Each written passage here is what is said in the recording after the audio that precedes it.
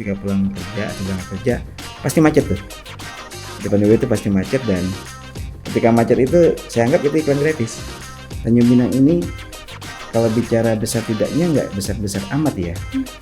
Karena yang mahal itu bukan uang kalau bagi saya, yang mahal itu teman.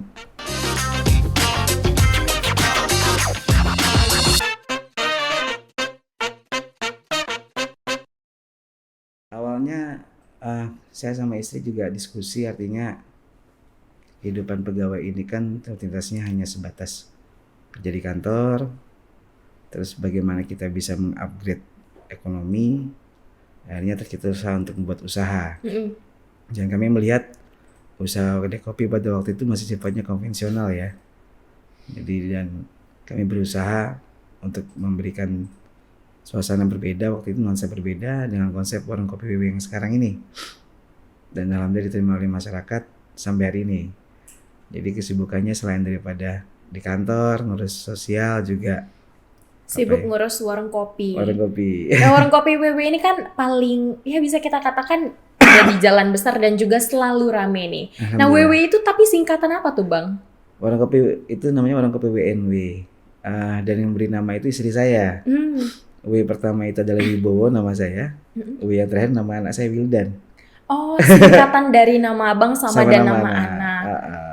Tapi karena yang mungkin menginspirasi pada akhirnya memilih buka aja deh warung kopi daripada usaha lainnya tuh apa tuh alasannya pada saat itu? Alasannya simpel, karena saya suka ngopi, suka berteman sama teman-teman dan kumpul-kumpul di kedai kopi. Ya kenapa nggak kita buat sendiri gitu? Artinya usaha dengan hobi kan kita jadikan satu ya. Jadi hobi ngopi, hobi berkawan, lihat budaya yang ditanya yang seperti itu, ya kenapa tidak kita sambut kan begitu. Makanya itu tercetus itu. Itu WW tuh adanya di tahun berapa tuh Bang mulai dibangun? WW itu berdiri 17 Maret 2018 ya. Dari tahun 2018. Nah, tapi untuk konsep ngopinya sendiri kan dengan ramainya WW ini sendiri, tapi kan pada akhirnya memang konsep kopinya tuh kedai kopi yang tetap nyaman untuk semua kalangan. Nah, itu siapa tuh yang nentuin konsep warung kopinya? Ya, kebetulan waktu itu saya ini suka konsep ya Mbak ya. Cuma kalau jaga itu memang nggak terlalu ini ya. Artinya konsep awalnya itu saya pingin kedai kopi ini bukan hanya sifatnya hanya orang tua saja yang ngopi, karena budaya ngopi ini kan ternyata kan di Tanjung Pinang ini sama di daerah pesisir lainnya lah ya, seperti Bangka dan sebagainya itu sebenarnya semua kalangan bisa gitu. Makanya konsep kedai kopi warung kopi WW itu kami buat memang harus pas dengan semuanya, anak muda bisa, orang tua bisa, anak kecil juga bisa, nyaman untuk semuanya. Ya alhamdulillah konsep itu diterima dan bisa jalan sampai hari ini. Untuk bukanya sendiri itu gimana Bang? 24 jam? Pada awalnya 24 jam. Tapi karena ketika waktu itu COVID, akhirnya kita evaluasi kembali, kita buka sampai jam 1 malam. Dari pagi jam 6 sampai jam 1 malam. Itu dibagi 2 shift berarti dibagi pegawainya? 2 shift, alhamdulillah dari awal itu kan ketika awal berdiri 2018 itu ada 4 pegawai cuma. Hari ini sudah ada 14 pegawai. 14 pegawai. Nah. Itu berarti memanfaatkan tenaga kerja dari Tanjung Pinang sendiri. Ya, alhamdulillah anak muda yang artinya butuh kerja kita tampung, dan ada juga mahasiswa sampai mereka lulus juga. Ada beberapa juga saya sudah sampaikan kepada seluruh karyawan itu bahwasanya kerja di warung kopi ini sebagai batu loncatan. Jangan jadikan ini sebagai utama. Maka ada beberapa anak-anak yang sudah selesai kuliah ketika di situ, terus berdaftar ada di perbankan, ada yang di perusahaan swasta, dan kita senang kita bisa lepaskan mereka ke sana, artinya menjadi lebih baik gitu kan. Berarti dari Bang Bowo sendiri menjelaskan ke mereka ya kalau sebenarnya warung kopi ini jangan dijadikan pekerjaan tetap tapi hanya sebagai batu loncatan.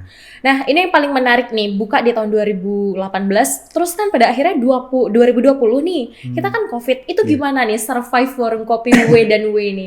Itu memang luar biasa ya, artinya ketika COVID itu memang menjatuhkan semua segi ekonomi ya. Dan alhamdulillah saya itu bersyukur punya istri saya sangat pintar masalah manajemen keuangan, sehingga keuntungan di tahun 2018, 2019 itu bisa di mengkop kerugian yang ada di tahun 2020, 19, 20, terutama 20 ya. Jadi istri saya itu pintar manajenya sehingga alhamdulillah bisa selamat semuanya. Artinya pada hari itu, saya ingat waktu itu memang waktu dukanya ya. Jadi di antara semua karyawan tidak ada satupun yang kami rumahkan. Semua tetap kami kerjakan, gajinya penuh semuanya, bonusnya tetap kita berikan. Hak mereka tetap. Itu Bahkan dari mana uangnya? Kan ya survive. jadi begini, kalau orang mau jujur usaha itu kan sebenarnya bicara manajemen keuangan nih.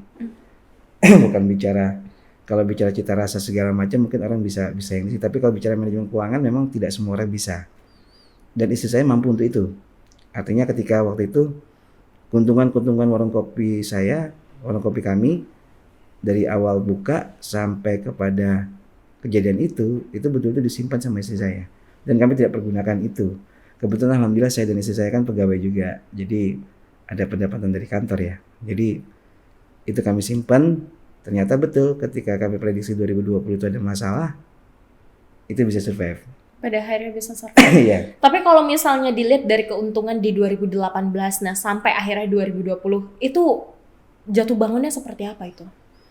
Keadaannya pada saat itu? 2020 itu akhirnya kami nggak bisa bergerak ya. Artinya minusnya itu tiap bulan pasti minus tutup ya. Tutup total tuh Bang pada Waktu saat itu begini, kebetulan waktu itu saya beserta teman-teman komunitas kedai kopi ya waktu itu. Masih ingat betul kami membuat namanya kegiatan dapur umum. Jadi kegiatan dapur umum berlokasi di warung saya dan itu semua elemen. Itu inisiatornya waktu itu Pak Kajari, Pak Joko Yono. Jadi mengajak semua elemen termasuk MUI, teman-teman Perpat, Karang Taruna semuanya untuk berjibaku untuk membuat dapur umum di situ. Jadi kegiatan warung itu secara serius sebenarnya warung itu tidak ada kegiatan waktu itu untuk jualan. Hanya bungkus kan waktu itu. Tapi secara real nampak di masyarakat bahwasanya ada kegiatan dapur umum yang kita memberikan makan ke seluruh isoman yang ada di Tanjung Pinang waktu itu. Iya, ada 1.200 isoman yang kita berikan makan tiap hari kan waktu itu. Ya kami masak di situ, gabung sama teman-teman Tagana dan sebagainya. Tapi untuk pemilihan lokasi WNW ini kan memang menurut saya juga sebagai masyarakat tepat. Itu siapa sih yang milih lokasinya? Kebetulan begini Mbak, usaha itu kan kadang-kadang pas analisa usaha itu kan kadang-kadang berbeda-beda ya. Jadi pada waktu itu awalnya situ sebelum ada kedai kopi itu kan ada warung makan ya. Dan waktu itu memang nggak pas gitu kan. Jadi tapi ketika saya buka konsep warung kopi, makanya itu menjadi pas. Kenapa? Karena sebenarnya itu menjadi iklan gratis. Kebetulan kan fenomena 2018 itu kalau kita lihat dari pagi misalnya atau sore misalnya ketika pulang kerja atau berangkat kerja pasti macet tuh. Depan WW itu pasti macet dan ketika macet itu saya anggap itu iklan gratis. Oh jadi masyarakat sambil macet-macetan sambil lirik kanan Sambil kiri ada warung kopi iya, gitu. artinya sampai ke situ macetnya kan. Dulu kan macetnya nggak sampai situ dulu. Jadi ketika sampai situ makanya saya bilang kita buat konsep sebagus mungkin, semenarik mungkin sehingga siapapun yang berhenti ketika macet pasti akan melihat kita gitu. Kan gitu ya. Iya. Itu konsep awalnya. Pinter ya melihat strateginya mantap juga nih. Iya, pas ini ya. Mungkin Allah memberikan rezekinya di situ ya. Jadi sehingga sampai sekarang berjalan dengan baik hal itu. Jadi dari awal bukanya sampai sekarang ya seperti itulah yang kita lihat gitu ya. Oke. Nah, tapi untuk strategi marketingnya sendiri itu seperti apa kalau dari Bang? Kalau strategi marketing sendiri? pada awalnya waktu itu saya melihat peluang ya. Artinya waktu itu medsos masih mulai berkembang dan anak-anak muda trennya selalu instagramable gitu kan. Maka saya buat konsep warung itu mau saya lukiskan semuanya. Saya lukis semuanya, kita lukisi sehingga membentuk hal yang unik ya. Terus yang kedua kami juga waktu itu menghimpun seluruh teman-teman pemusik yang di Tanjung Pinang semuanya kita himpun. Dan kita gabung dalam Bintan Music Community ya. Jadi waktu itu strateginya adalah bagaimana meramaikan warung itu biar semenarik mungkin gitu kan.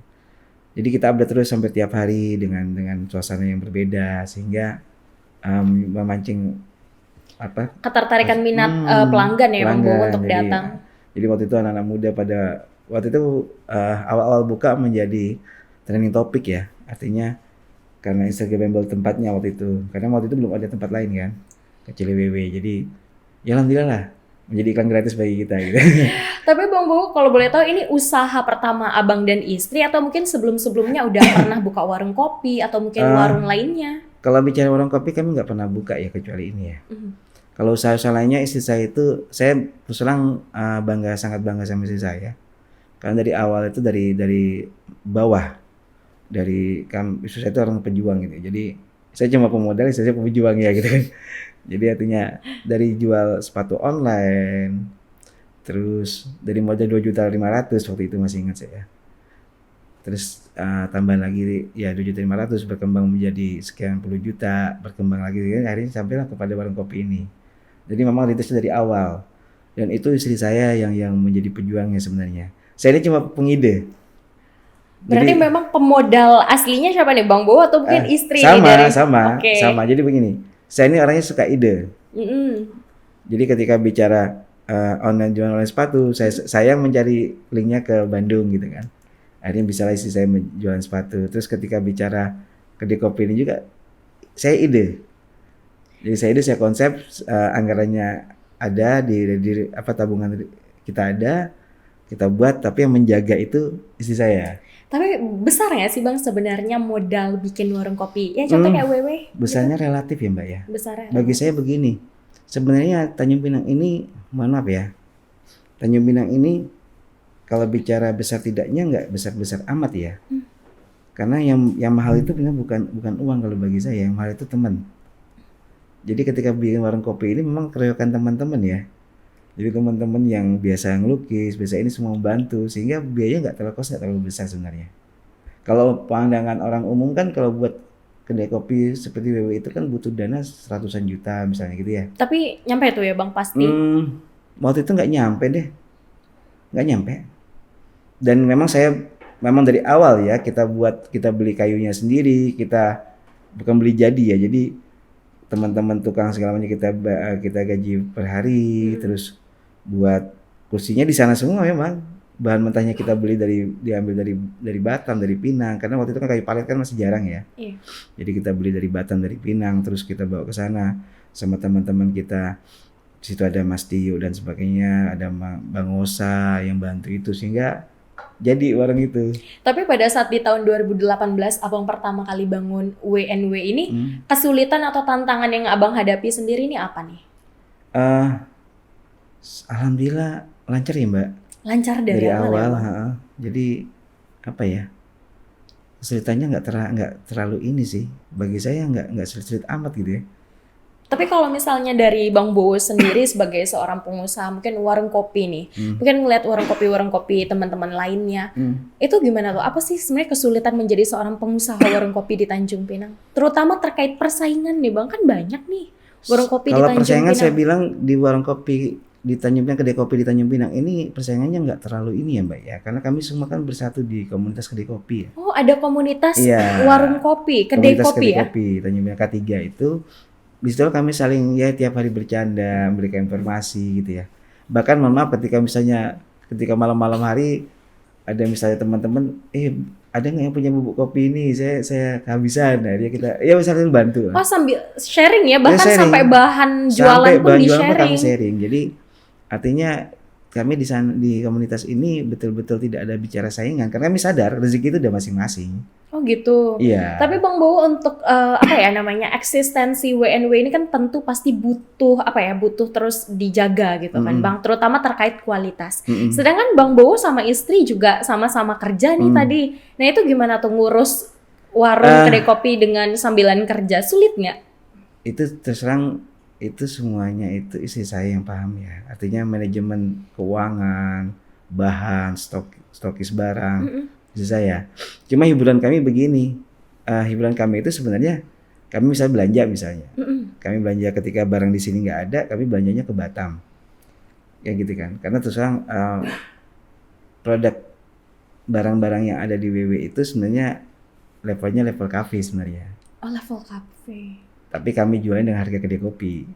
Itu gimana kok bisa kan modalnya modalnya jadi begini, tuh dalam bisnis itu sebenarnya bukan bicara, ini kalau kita bicara teori bisnis ya. Iya. Dalam bisnis itu bukan bicara keuntungan yang besar ya. Tapi di bisnis itu berbicara perputaran yang cepat. Nah, kita untung bisa dengan 1.000-2.000 rupiah, tapi kita perputaran dalam satu hari itu bisa sampai 300 cangkir, sampai 500 cangkir. Lebih baik daripada kita untung 2.000 tapi putarnya cuma 100. Nah, saya sama istri udah sepakat itu. Artinya walaupun misalnya kita pakai pakai bahan-bahannya bahan-bahan kafe, tapi tetap kita jualnya dengan harga kedai kopi. Itu Jadi, bahan-bahan kafenya didapat dari mungkin warung-warung lokal atau mungkin dari langsung distributor atau belanjanya sampai luar kota nih? ya saya kami belanja sampai ke Batam memang barang-barangnya. Jadi sambil jalan-jalan lah ya. Untuk Jadi bubuk kopinya sendiri tuh bubuk kopi dari mana tuh Bang? bubuk kopi dari Tanjung Pinang. Dari Tanjung Pinang. Kita olah terus kita sajikan. Tapi kalau untuk menu yang paling banyak nih, kalau di WW ini jualannya apa aja sih Bang? Dan menu paling laris menunya? Paling laris itu rata-rata ya Mbak, tapi ya kalau kopi udah pastilah. Dulu saya masih ingat dalam satu hari itu kami menjual itu habisnya cuma 1 kilo ya, artinya 1 kilo itu 50 cangkir ya. 1 kilo itu 50 50 cangkir. cangkir. Tapi hari ini kami satu hari hampir 7 kilo ya, 7 kilo berarti kalau kayak gitu hampir 350 cangkir. 350 cangkir. Iya itu per hari, jadi belum lagi bahan lainnya ya. Jadi kalau bicara itu artinya perputarannya sudah yang seperti kita targetkan gitu kan. Jadi itulah yang terjadi di WW. Bang, tapi kan kalau misalnya tadi kita bicara terkait warung kopi lainnya itu tidak ada masalah dan tidak ada persaingan, bahkan ada komunitasnya. Tapi kalau misalnya dengan hari ini banyaknya kafe-kafe yang milenial banget nih atau instagramable gitu buat foto-foto, itu gimana tuh WW dengan itu, ada nggak sih persaingan atau mungkin sedikit banyaknya dengan kehadiran kafe WW tuh kena dampaknya? Alhamdulillah sih, jadi begini. Pangsanya berbeda sebenarnya. Kafe-kafe yang sekarang yang menjamur di Tanjung Pinang ini kan kafe-kafe yang menengah ke atas ya. Iya kan? Artinya mereka berkonsep dengan kafe-kafe milenial gitu kan. Pada awalnya ya alhamdulillah kita bisa berikan stimulus itu gitu, sehingga banyak setelah itu yang mencontoh seperti WW gitu ya, dengan konsep kita. Kami berpikir bukannya kami ini, tapi kami senang gitu ya. Artinya begini, geliat ekonomi Tanjung Pinang ini kan harus terus bergerak. Dan WW warung kopi WW itu tidak bisa untuk mengakomodir seluruh Tanjung Pinang kan begitu. Harus kita pahami. Terus yang kedua, bicara rezeki memang sudah masing-masing ya. Tapi sampai hari ini alhamdulillah tetap stabil dan kami belum ada omset yang turun sih.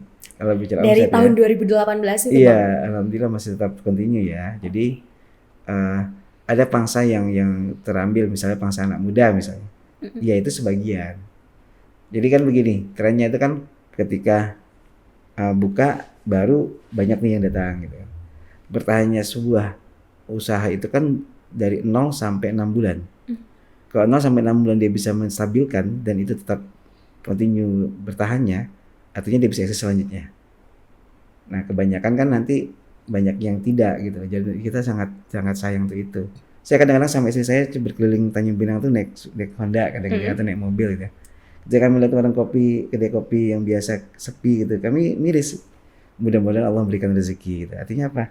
Yaitu bagaimana kita gini, Tanjung Pinang ini kalau bisa semuanya rame deh gitu kan. Jangan kita aja gitu kan. Alhamdulillah itulah kami pikiran. Jadi gak ada mikir ini persaingan ya Mbak ya. Rezeki udah diatur masing-masing sih. Karena memang percaya. Nah, kalau untuk prinsip sendiri yang Bang Bowo pegang dari awal membuka usaha sampai hari ini itu apa sih? Prinsip dari awal memang rezeki sudah ada yang ngatur. Ikhtiar wajib. Allah yang menentukan. Kalau untuk pengusaha-pengusaha yang baru mau memulai bisnis mereka, Bang Bowo ini apa nih saran dan juga pesan untuk para pebisnis muda? Terutama kalau misalnya mau membuka usaha makanan. Apapun usahanya, yang jelas kiatnya cuma satu sih pesan saya. Jangan pernah putus sedekah. Jangan pernah putus sedekah. Jangan pernah putus. Satu hari pun jangan. Artinya apa? Ya itu yang kami alami gitu. Sekarang merasakan efek dari sedekah itu sendiri Bang Bowo. Jadi begini. Ini bolehlah dipakai sama semuanya karena ini bicara ini. Di WW itu kenapa bisa rame? Selain daripada ikhtiar kita untuk jaga kualitas dan sebagainya. Mohon maaf, di WW ini air putihnya kan gratis, walaupun kami beli. Jadi pelanggan ketika datang mau minta air putih pun kita layani. Mau air putih hangat, air putih biasa kita layani. Itu sebagai bentuk sedekah. Sebenarnya itu bentuk sedekah. Jadi itu tidak putus dari awal berdiri sampai sekarang. Nah, mungkin ada yang di tempat lain mungkin bayar gitu ya. Kalau bagi kami memang ya kita gratiskan saja. Itu bentuk sedekah di warungnya. Dan kita sebagai pengusaha memang gitu. Kalau bisa jangan pernah putus sedekah. Karena ketika kita bersedekah, maka yang menjaga rezeki kita bukan kita lagi. Ini atas urusannya, bukan kita lagi. Tapi dalam waktu dekat ada nggak nih seperti apa mungkin rancangan pengembangan WW ke depannya gitu-gitu udah Abang persiapkan mungkin? Jadi perkembangan WW ini nanti insya Allah akan berkembang dan kami sudah merancang untuk tapi di luar kota ya. Oh di luar kota. Di luar kota. Bukan buka cabang di Tanjung Pinang juga ya Kami Bang? tidak akan buka cabang di Kepri. Kenapa? Karena memang menjadi ciri khas. Oh jadi WW itu hanya akan ada di Hanya akan Tanjung ada di Tanjung Pinang. Pinang. Tapi kan sekarang selalu rame nih setiap malam Kami minggu. tidak akan buka cabang di Pulau Bintan, sorry. Oh di Pulau Bintan, Pulau Bintan. tapi di Kepri bakal ada Bisa dong jadi, di kota-kota bisa jadi lainnya. nanti. Cuma di Pulau Bintan ini cukup orang tahunya WW-nya ada di depan RRI. Alasannya kalau boleh tahu kenapa? Itu menjadi ciri khas. Oh menjadi ciri Ciri khas.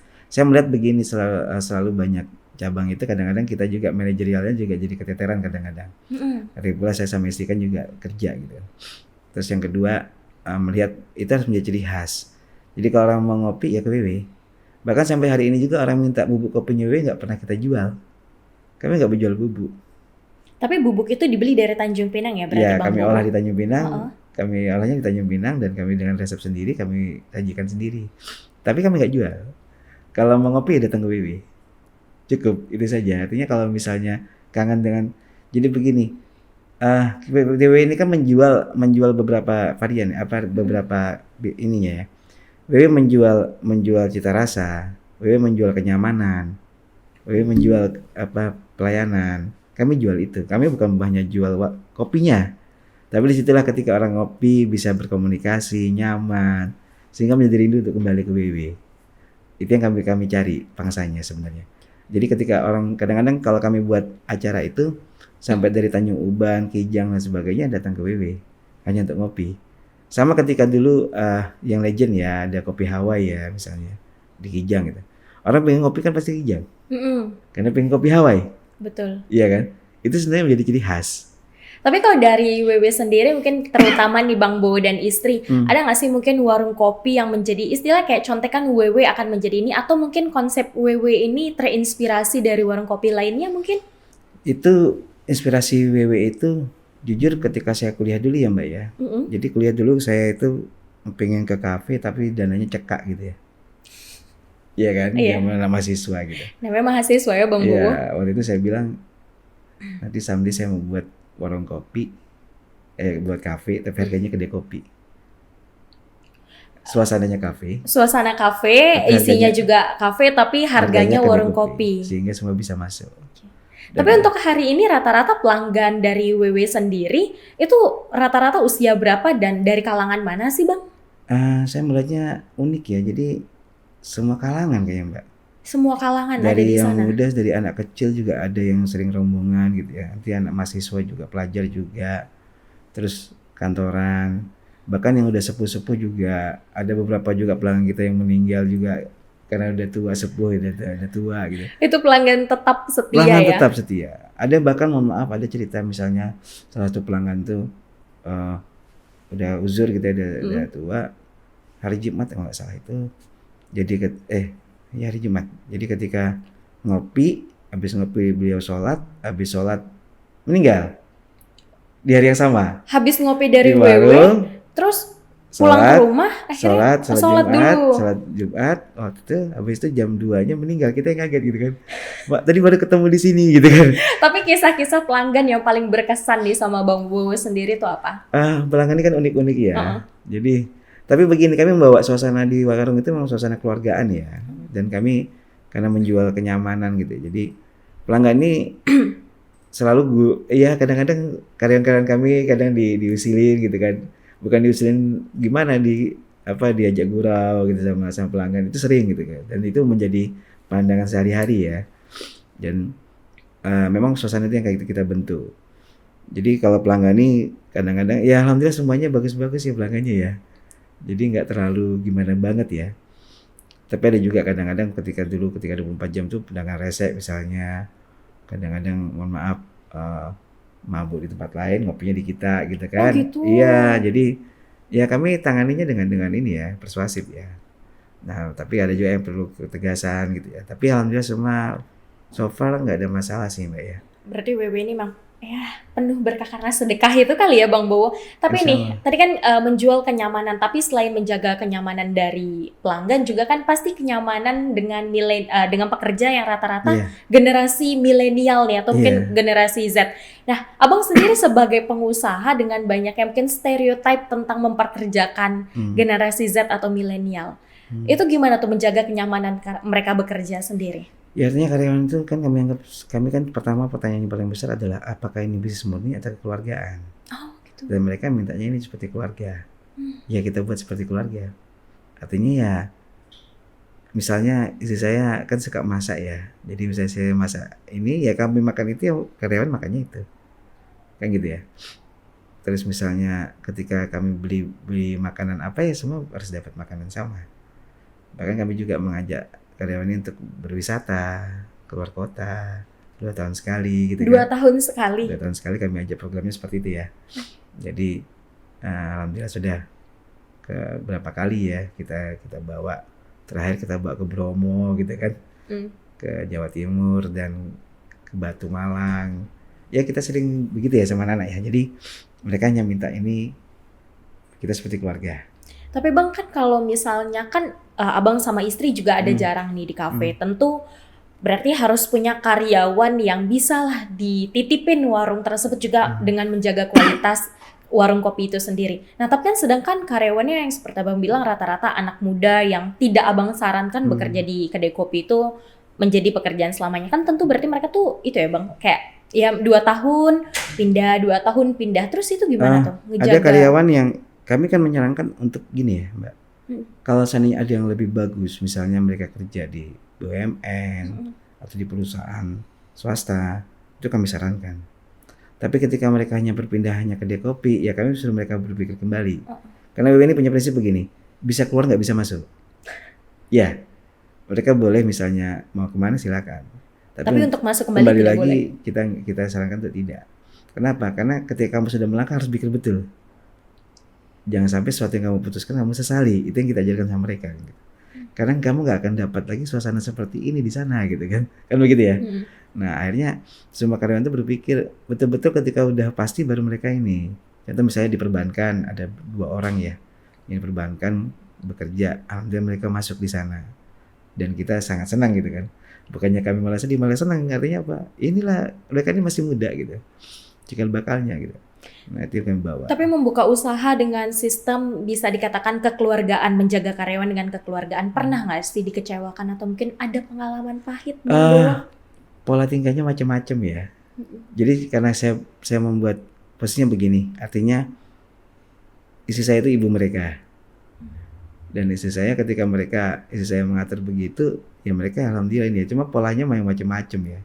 Dan itu kadang-kadang kalau udah kelewat banget baru saya yang turun tangan. Artinya ya biasa lah manusiawi kalau 14 kepala ya. Jadi macam-macam lah ya. Tapi alhamdulillah so far semuanya masih hanya bicara degil-degil budak-budak lah, bukan bicara banget inilah ya. Kalau bicara kejujuran alhamdulillah jujur semuanya. Dan bicara keuangan misalnya karena kami tidak selalu di tempat. Saya datang ke warung tuh hanya ngopi, Mbak. Saya nggak ngurus warung. Nggak ngurus warung sama sekali? Iya, saya hanya ngopi. Karena saya suka ngopi gitu. Untuk quality control gimana? Quality control sudah ada sistemnya, jadi kita sudah ngatur sistemnya dan itu komputerisasi ya. Jadi ketika ke WW itu kan memang ada komputernya dan itu udah tersambung di aplikasi kita sehingga kita bisa kontrol berapa pemasukan pasti sudah nggak lari gitu kan.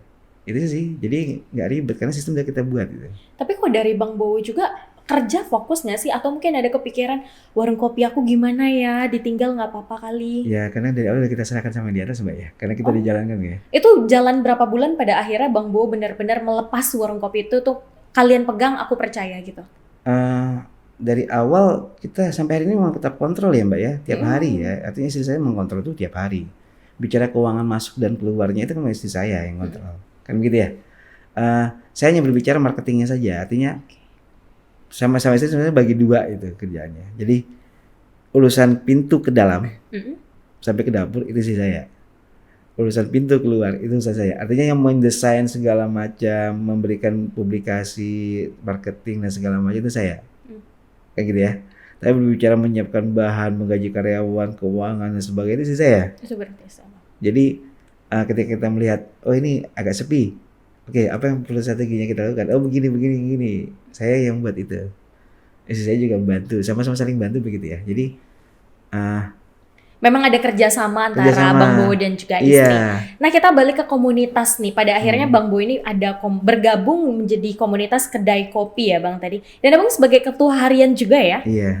Nah Bang Bowo sebenarnya itu awal terbentuknya komunitas itu gimana ceritanya? Komunitas itu sudah ada sebelum warung kopi saya ada. Oh sudah ada Sudah sejak ada. warung kopi Awalnya Abang ada. menjadi sebuah wacana ya Mbak ya.